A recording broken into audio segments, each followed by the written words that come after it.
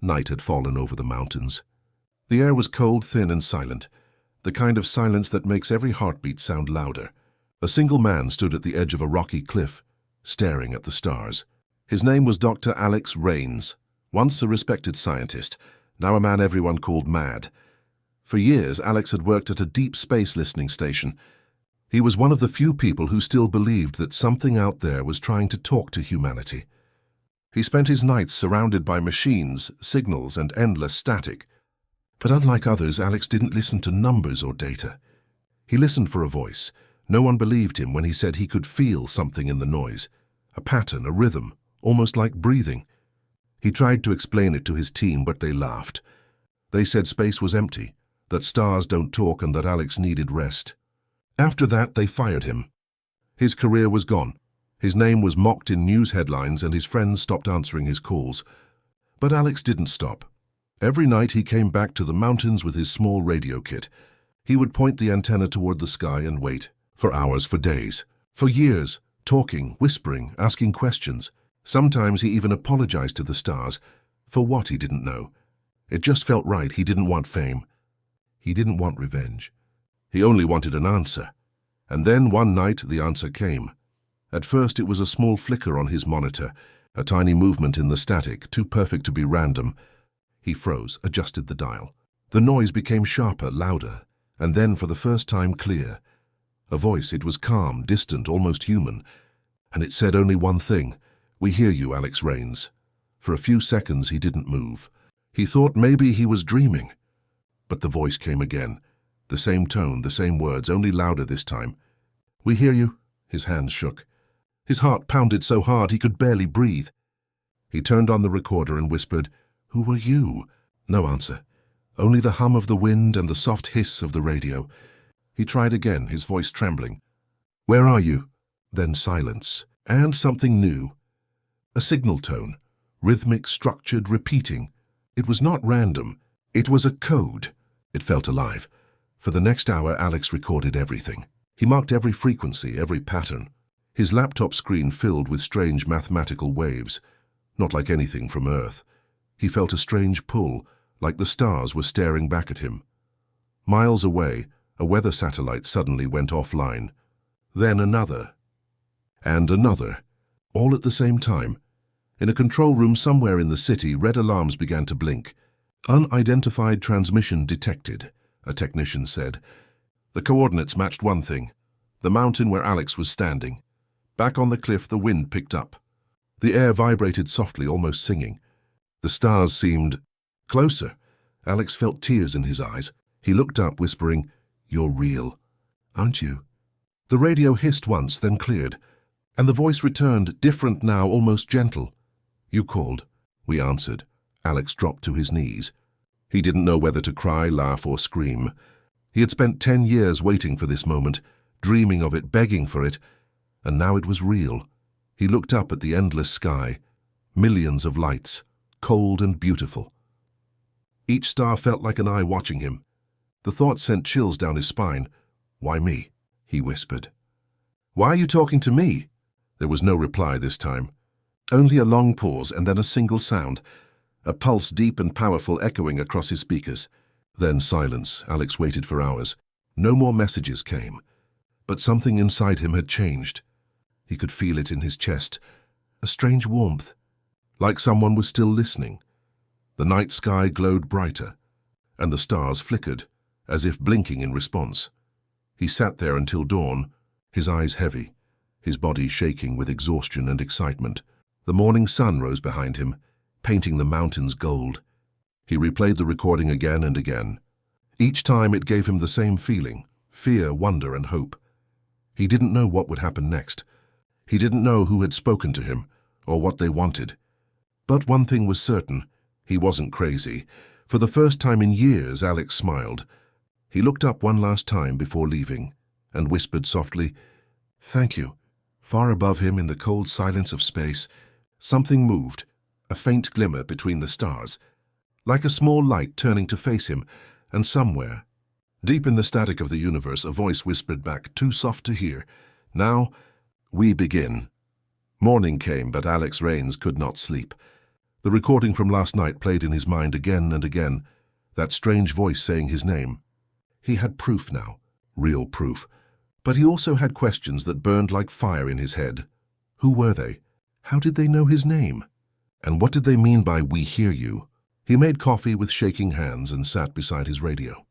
He stared at the screen, waiting, hoping the signal would return. For hours, nothing, just normal static. Then at 9:42 a.m. the same signal flickered again. 3 quick beeps, then silence. 3 more, then a voice. "We are here." Alex jumped to his feet. "Who are you?" he asked quickly. No response. Only a low hum, like the sound of the ocean from 1,000 miles away. He grabbed his notebook, writing every number, every rhythm he could detect. Then something changed. The static started forming a pattern. He recognized it instantly. Mathematics. Prime numbers, repeating sequences, ratios. Someone or something was trying to show that it understood human logic. His heart raced. "Intelligent communication," he whispered.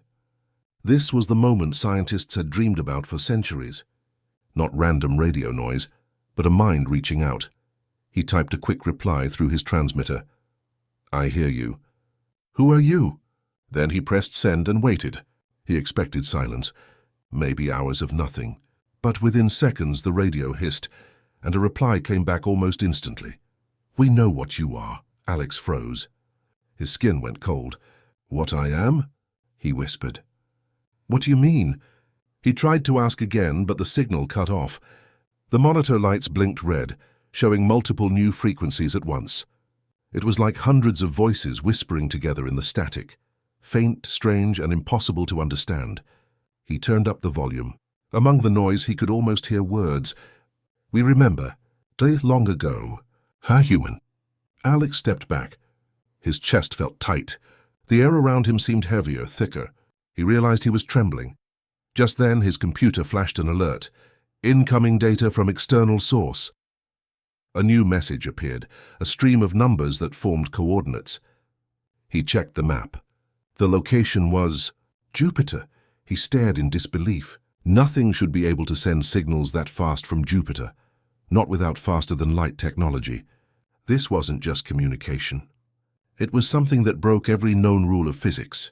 Alex quickly wrote down everything and made backups of the files.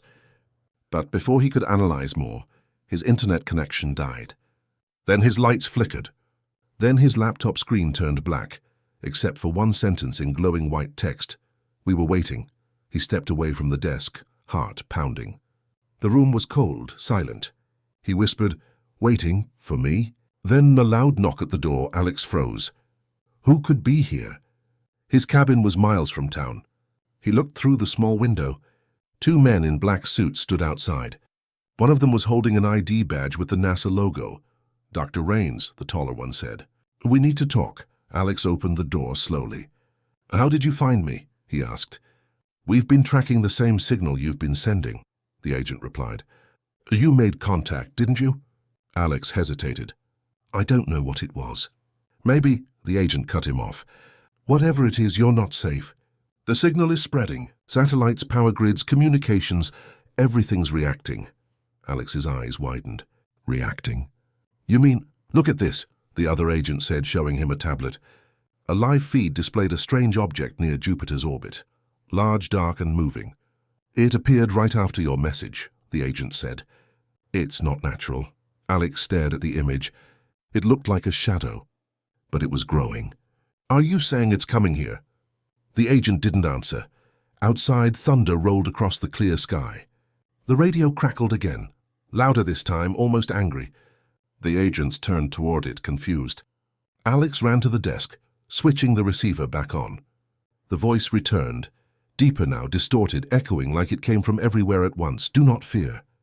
We are close." The room vibrated with the sound. The agents grabbed Alex, shouting, "Turn it off!" But before he could, the signal changed pitch, so high it hurt their ears. Then everything stopped. The power went out. The room was dark. For a moment, the only light came from the stars outside the window. And in that cold silence, Alex whispered, "Who are you really?" The radio flickered one last time. The voice replied, quiet, almost human, "We are the ones who remember your kind," and then nothing. The agent stood frozen. Alex looked up at the sky. For the first time, he wasn't sure if he had found a friend, or something far older and far more dangerous. The world had changed in just 24 hours. Governments were silent. Satellites stopped sending data. And above the planet, a new shadow floated near Jupiter, something no one could explain. It didn't send light. It didn't reflect it either. It simply absorbed it. A moving darkness, the size of a small moon. Dr. Alex Raines sat in a secret government base, staring at the live feed on a large screen. He had been taken there by the agents after the incident. They called the object the Visitor. Others called it the Star Ghost. But Alex knew one thing: this wasn't random. This was connected to the voice that spoke to him.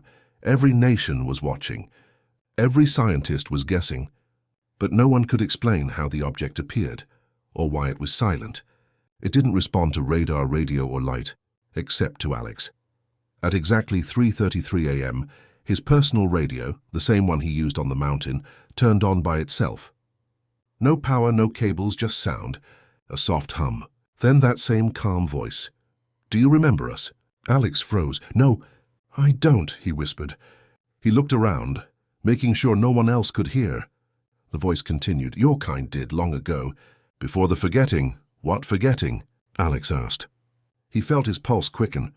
The room lights flickered slightly. No one else seemed to notice, and only him. The voice spoke again. But this time the words came with images flashing through his mind. Not memories, but visions. He saw ancient humans walking among stars, wearing strange armor that glowed like sunlight. He saw massive ships, shaped like wings of light, and flying beside alien vessels. He saw peace, friendship, and unity between species beyond imagination. And then he saw war stars exploded, worlds burned. And the humans, the same humans, stood in the center of it all, fighting something made of shadow, something that consumed whole planets. Then the vision changed again. A council of alien beings stood above a blue world, Earth.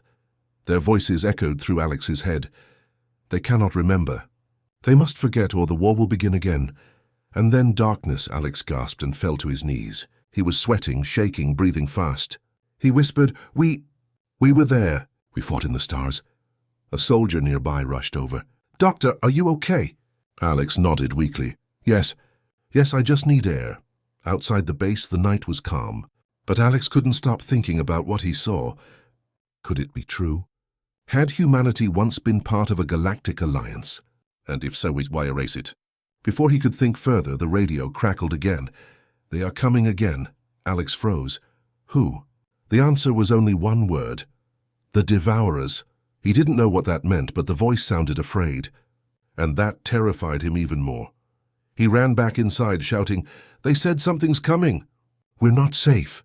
The agents looked at each other, unsure what to do. Moments later, alarms began to blare across the base. A radar operator yelled, "Object near Jupiter just changed course. It's moving toward Earth." Everyone panicked. Orders were shouted, lights flashed red. Alex could barely think. The same voice whispered in his ear again, calm but urgent. "We tried to warn you.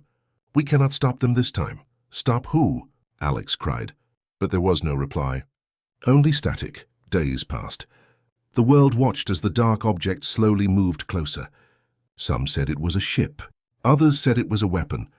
Governments prepared for war. Nuclear silos opened. Satellites aligned their weapons.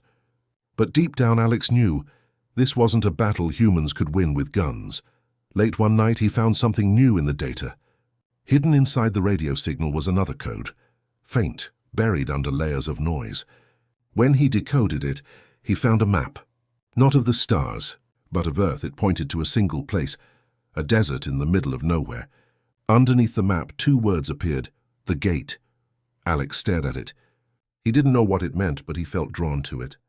Something inside told him the answers were there. That maybe the forgotten war started, or ended, but in that place.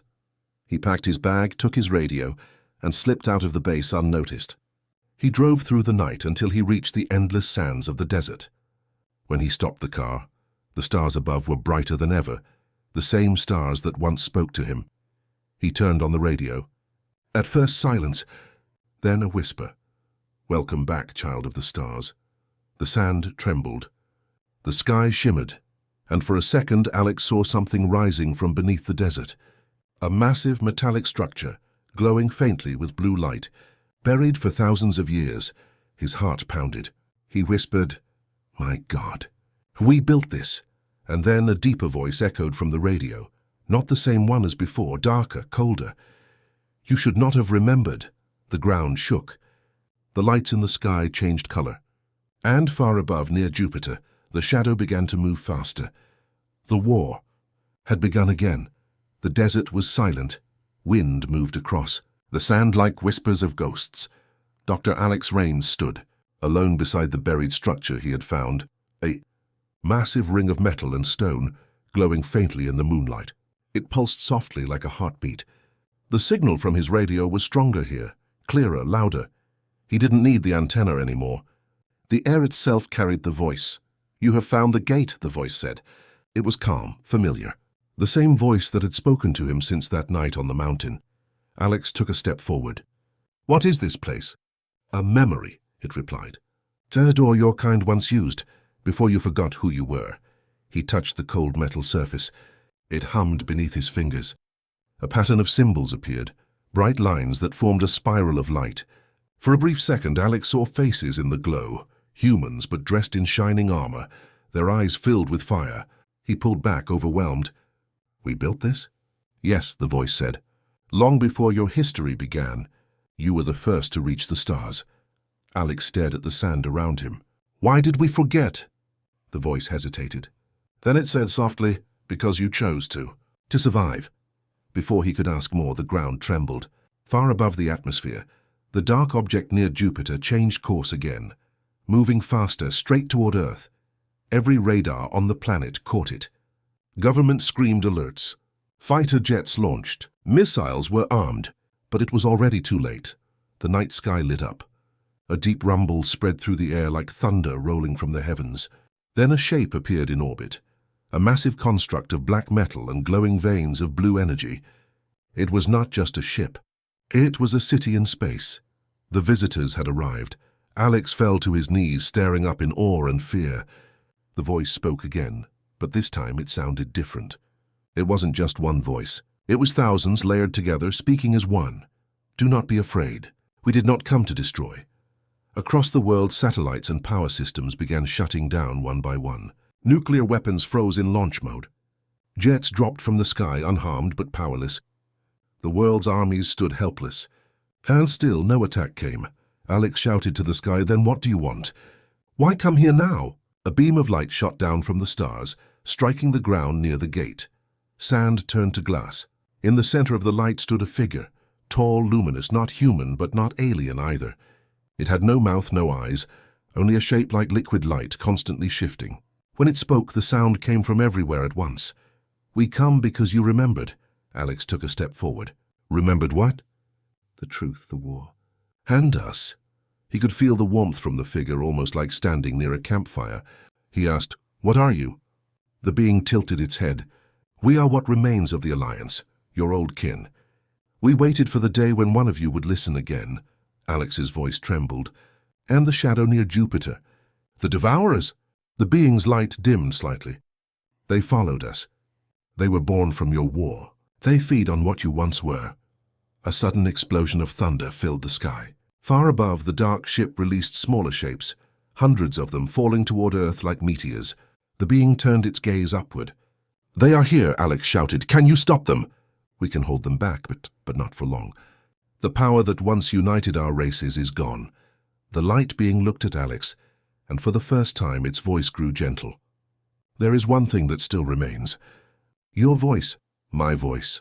Alex asked in confusion. "You were chosen because you heard us, because you still carry the old signal and the code of command." Alex's heart raced. "What can I do?" "Activate the gate. Speak the command that binds memory to life." He didn't understand, but the words came to him, not from thought, but from deep inside, as if buried in his blood. He placed his hands on the glowing symbols and whispered, "Remember us." The gate roared to life. Light shot into the sky, piercing the clouds, connecting Earth to the stars. Every human on the planet felt something, a spark inside their minds, like a half-forgotten dream coming back. Visions of ancient humans flying among the stars flashed through their thoughts. Fear turned to awe. The Devourers paused. Their dark ships shimmered, confused, almost afraid. The light being looked at Alex and said softly, "You have done what no one has done in 10,000 years. You made the stars listen again." The light around the gate grew so bright Alex had to close his eyes. When he opened them, the being was gone. Only the soft hum of the radio remained. A final message echoed in his ears. "The door is open. The choice is yours." Alex looked up at the sky. For the first time, the darkness above seemed alive, not empty but watching. And somewhere beyond Jupiter, the shadows began to move back, retreating into the void. Earth was silent.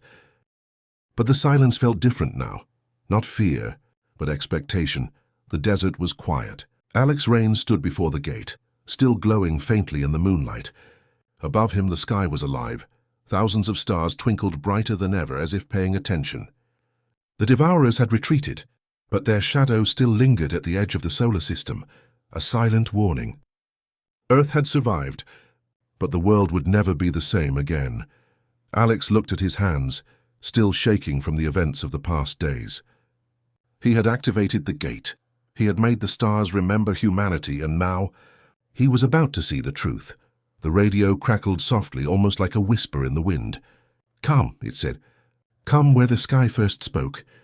Alex took a deep breath and stepped inside the glowing ring of the gate.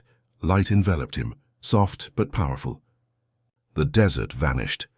He felt as if he was floating through space itself, passing stars, planets, and galaxies in seconds. The universe spread out before him like a living map, alive, breathing, listening.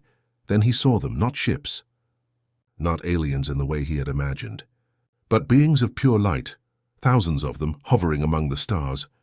And among them, humans, ancient humans shining like constellations, wearing armor of gold and silver.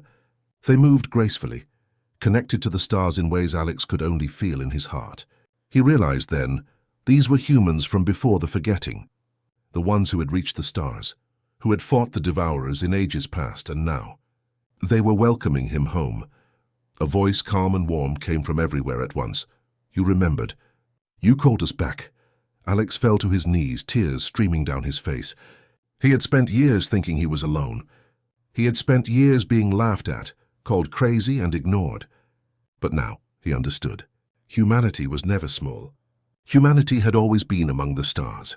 And he, a single man, stubborn and curious, had reminded the universe that humans existed. The voice continued, "The Devourers will return, but they will never win.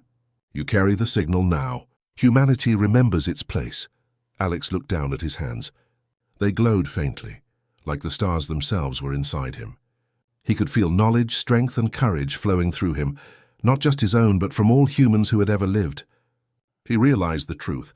Humans were not weak. Humans were survivors, builders, explorers, fighters. He smiled, feeling pride he had never known. Suddenly the stars around him shifted.